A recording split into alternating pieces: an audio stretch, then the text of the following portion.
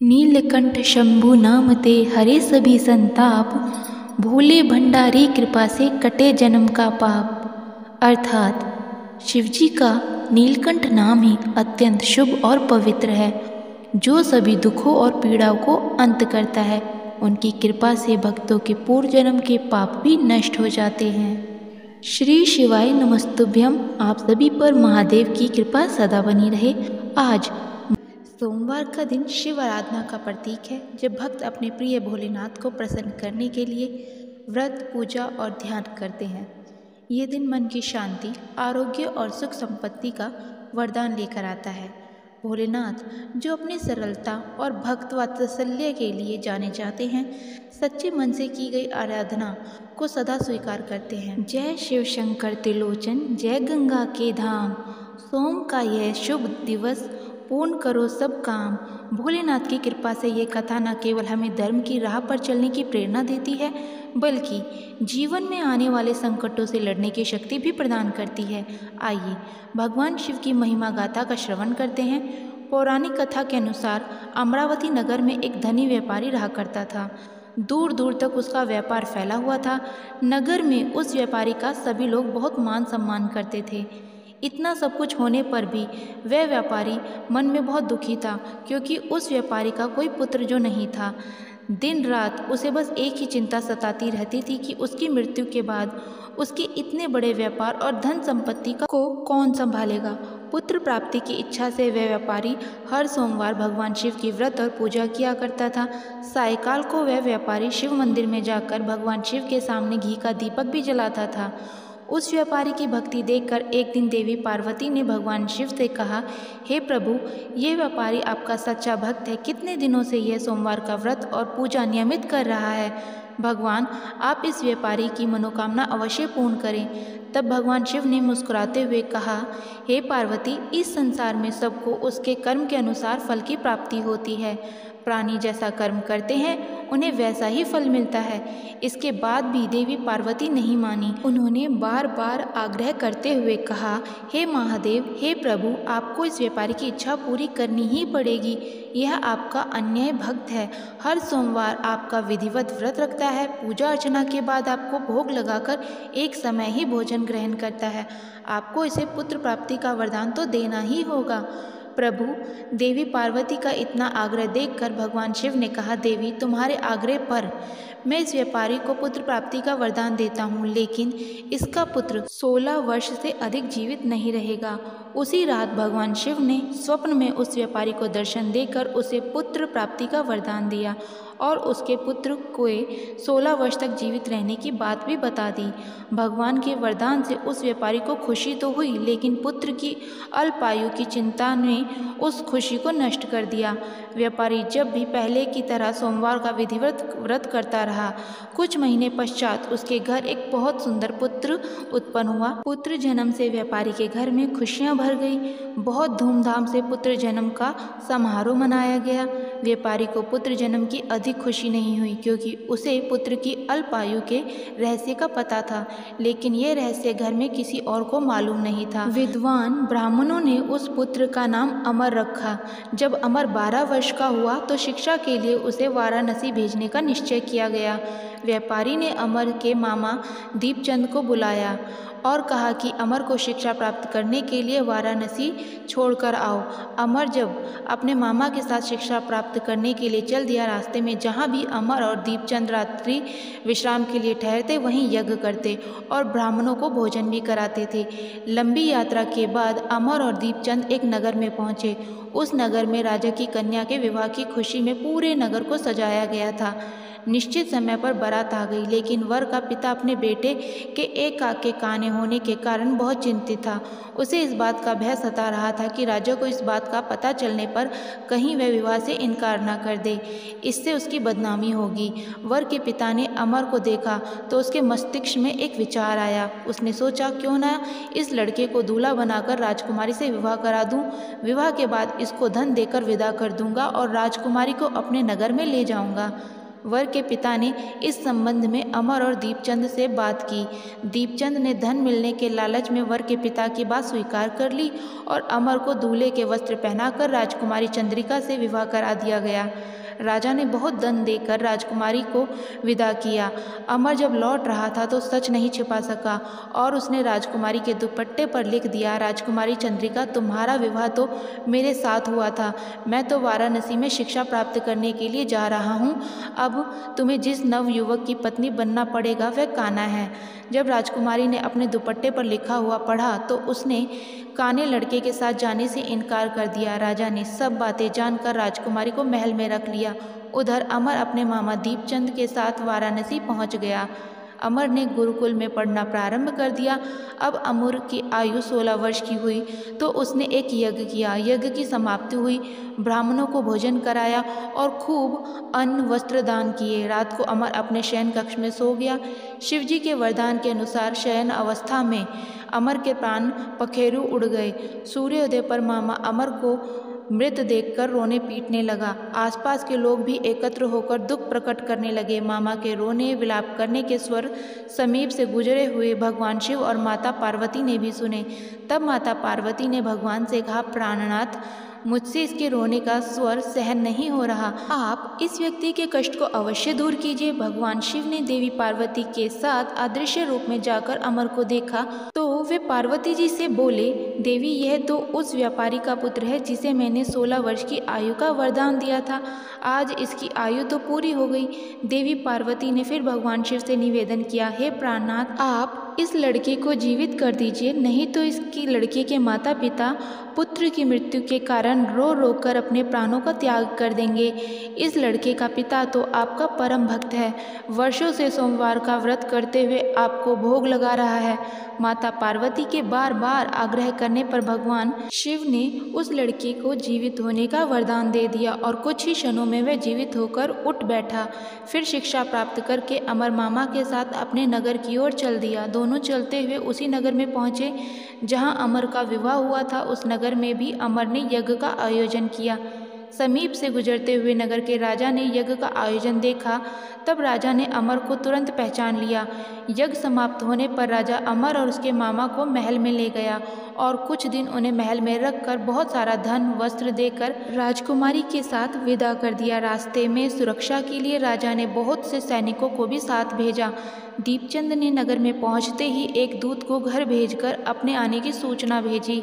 अपने बेटे अमर के जीवित वापस लौटने की सूचना से व्यापारी बहुत प्रसन्न हुआ। व्यापारी ने अपनी पत्नी के साथ स्वयं को एक कमरे में बंद कर रखा था। भूखे प्यासे रहकर व्यापारी और उसकी पत्नी बेटे की प्रतीक्षा कर रहे थे।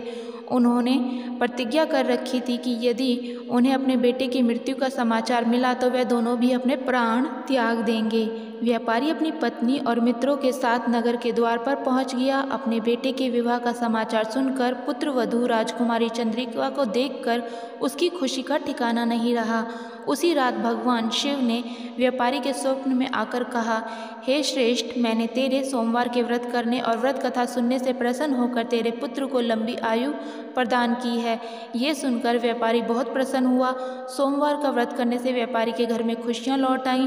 शास्त्रों में लिखा है कि जो स्त्री पुरुष सोमवार को विधिवत व्रत करते हैं और व्रत कथा सुनते हैं, उनकी सभी इच्छाएं महादेव की कृपा से पूरी हो जाती हैं। सोमवार व्रत कथा समस्त प्रिय श्रोता, अब आपको सुनाते हैं नवग्रहों की कथा। ज्योतिष शास्त्र में नवग्रहों का भी बहुत महत्वपूर्ण स्थान माना जाता है, क्योंकि इन्हीं ग्रहों की चाल के कारण सभी राशियों के जीवन पर सकारात्मक या नकारात्मक प्रभाव पड़ता है।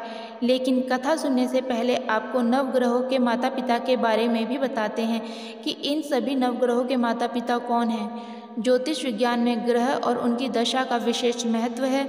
ये सभी नवग्रह किसी न किसी क्षेत्र जैसे शिक्षा, ज्ञान, धन, लाभ, हानि, इनका प्रतिनिधित्व करते हैं। सबसे पहले ग्रह की बात करते हैं सूर्य। सूर्य देव के पिता का नाम कश्यप है और उनकी माता अदिति हैं। पंच देवताओं में सूर्य देव का विशेष महत्व है। इनकी 2 पत्नियां हैं जिनका नाम संध्या और छाया है। शनिदेव भगवान सूर्य के पुत्र हैं और यमराज और देवी यमुना भी इनकी संतान हैं। दूसरे ग्रह हैं चंद्र ग्रह। चंद्रदेव महर्षि अत्रि के पुत्र हैं और उनकी माता का नाम अनुसुईया है। शास्त्रों के अनुसार चंद्रदेव की 27 पत्नियां हैं जो 27 नक्षत्रों का प्रतिनिधित्व करती हैं। चंद्रदेव बुध ग्रह के पिता हैं। तीसरे ग्रह मंगल ग्रह, शास्त्रों में बताया गया है कि मंगल ग्रह के पिता भगवान शिव हैं और भूदेवी इनकी माता है। मंगल पूरी तरह से ब्रह्मचारी हैं। मांगलिक दोष का संबंध भी इन्हीं ग्रह से होता है। चौथे ग्रह हैं बुध ग्रह। बुध देव के पिता चंद्र और देवी तारा इनकी माता का नाम है। बुध देव को समस्त वेद और शास्त्रों का ज्ञान देवगुरु बृहस्पति से प्राप्त हुआ था और इनकी पत्नी का नाम इला है।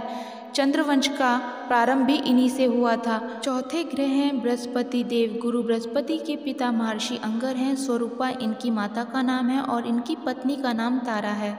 महाभारत काल में मुख्य भूमिका निभाने वाले गुरु द्रोणाचार्य इनके पुत्र माने जाते हैं। शास्त्रों में इन्हें देवताओं का गुरु भी बताया गया है। पांचवें ग्रह हैं शुक्र ग्रह। शुक्र देव के पिता भृगु ऋषि हैं और काव्या माता इनकी माता का नाम है। इन्हें कठिन तप के कारण भगवान शिव से मृत संजीवनी विद्या प्राप्त हुई थी। इनकी पत्नी का नाम जयंती है, जिन्हें देवराज इंद्र की पुत्री के रूप में जाना जाता है। छठे ग्रह हैं शनि ग्रह। शनिदेव भगवान सूर्य के पुत्र हैं और इनकी माता का नाम छाया है। लेकिन शनि का स्वभाव अपने पिता के गुणों से बिल्कुल विपरीत है।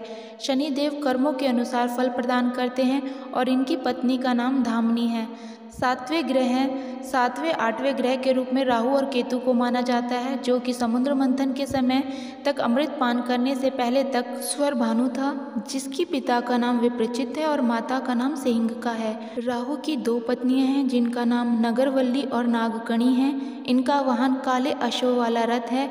वहीं स्वर भानु दैत्य के धड़ से केतु उत्पन्न हुआ था, जिनका वाहन चील है। ये तो था सभी नवग्रहों का परिचय। अब सुनिए नवग्रहों की कहानी। एक बार की बात है, किसी गांव में एक भाई बहन रहते थे। बहन का विवाह हो चुका था, तो एक दिन भाई अपनी बहन से मिलने के लिए उसके ससुराल को जा रहा था। रास्ते में भाई को एक सांप मिला और कहने लगा, मैं तुझे डसूंगा। भाई बोला, हे नाग देवता, मैंने ऐसा कौन सा अपराध किया है जो आप मुझे डसना चाहते हो? मैं तो अपने माँ बाप का एक ही पुत्र हूँ, अपनी बहन का एक ही भाई हूँ। मेरे बीवी और मेरे बच्चे घर पर मेरा इंतज़ार कर रहे हैं। मैंने ऐसा कौन सा अपराध किया है जो आप मुझे डस लोगे? तब नाग देवता बोले कि तुम्हारी नवग्रह की दशा चल रही है और मैं तुम्हें डस ही लूँगा। जब सांप किसी भी तरह से राजी नहीं हुआ तो वह बोला कि ठीक है, मैं अपनी बहन के घर उससे मिलने जा रहा हूँ। जब वह मैं वापस आऊँगा तब आप मुझे डस लेना। सांप बोला, क्या पता तुम वापस आते समय इस रास्ते से आओ या ना आओ, मैं तो तुम्हें अभी डसूँगा। तब वह लड़का बोला कि ठीक है, तुम ऐसा करो कि मेरे इस थैले में बैठ जाओ। जब मैं अपनी बहन से मिलकर वापस आऊँगा तब मुझे डस लेना। सांप ने उसकी बात मान ली और थैले में बैठ गया। लड़के ने ऊपर से बेलपत्र ढक दिए ताकि वह किसी को दिखाई ना दे और फिर अपनी बहन के घर पहुंच गया। बहन उस समय 9 ग्रहों की कहानी कह रही थी। उसने भाई को आया हुआ देखकर भाई से कहा कि भाई तुम बैठो, मैं पहले 9 ग्रहों की कहानी कह लूँ। तुम बैठो और मेरी कहानी भी सुनो। बहन ने कहानी कही, भाई ने कहानी सुनी। जीवों की, जानवर की, हाथी की, घोड़े की, कुत्ते की, बिल्ली की, भाई की, बहन की, घर के धनी की, बेटी जवाई की, देवरानी जेठानी की, सास ससुर की, संग की, सहेलियों की, सबके ग्रह शांत हो जाएं। घर चले 8 पग आदमी चले, 4 पग सांप बिच्छू भंवरे सब आग में चले। ऐसा भाई को कहानी सुनाकर बहन खड़ी हो गई और भाई के पास रखे थैले को देखकर भाई से बोली, भाई थैले में क्या लेकर आए हो? इससे पहले कि भाई कुछ कहता उसने वह थैला उठाया और घर के अंदर ले गई। थैला खोलकर देखा तो बेलपत्र, केले और संतरे बन गए और सांप एक चमचमाता हुआ हार बन गया। जब हार पहनकर वह बहन बाहर आई तो बहन के गले में चमचमाता हार देखकर भाई बोला, बहन इतना कीमती हार तुम कहाँ से लाई? तो बहन बोली कि भाई तुम ही तो लेकर आए हो, मैंने तुम्हारे थैले में केले और संतरे के साथ ये हार भी तो देखा। भाई ने सुना तो हैरान रह गया और बोला, बहन उसमें हार नहीं बल्कि मेरी मृत्यु का सामान था। ऐसा कहकर उसने सारी बात अपनी बहन को बता दी और फिर कहने लगा कि बहन ये तेरे ही 9 ग्रहों की कहानी का प्रभाव है, जो वह सांप हार बन गया। अब यह हार तू ही रख ले। कुछ दिनों के बाद बहन के घर रहने के बाद जब भाई वापस चलने लगा तो बहन बोली, भाई तुम्हारे नवग्रहों की दशा लगी है, तुम घर जाकर भाभी से कहना कि वे नवग्रहों की कहानी कहे। ऐसा कहकर उसने अपने भाई को विदा किया। भाई जब अपने घर को पहुंचा और जाकर अपनी पत्नी से बोला कि सुनो, हमारे नवग्रहों की दशा लगी है, हम नवग्रह की कहानी रोज कहा करेंगे। मैं कहूँगा और तुम सुनना, तुम कहोगी तो मैं सुनूंगा। फिर बोला, जाओ 1 लोटा जल भर के लेकर आओ और साथ में चावल और चीनी के दाने भी लेकर आओ। उसकी पत्नी सारी सामग्री ले आई। कहानी कही जीव के, जानवर की, हाथी के, घोड़े की, कुत्ते की, बिल्ली की, देवरानी जेठानी की, सास ससुर की, घर के धनी की, बेटी जवाई की, भाई बहन की। सबके नवग्रह शांत हो जाइयो। घर चले 8 पग, आदमी चले 4 पग, सांप बिच्छू भवरे सब आग में जल जइयो। सभी नवग्रहों को नमस्कार है। जैसे नवग्रहों की दशा भाई के उतरी, वैसे ही इस कहानी को कहते, सुनते और हुंकारा भरते सबकी उतरे। सब पर नवग्रहों की कृपा बनी रहे। यह थी नवग्रहों की कहानी। आपको अच्छी लगी हो तो वीडियो को लाइक करके कमेंट बॉक्स में ज़रूर बताइएगा। अगली वीडियो में मिलते हैं, तब तक के लिए जय श्री राधे कृष्ण।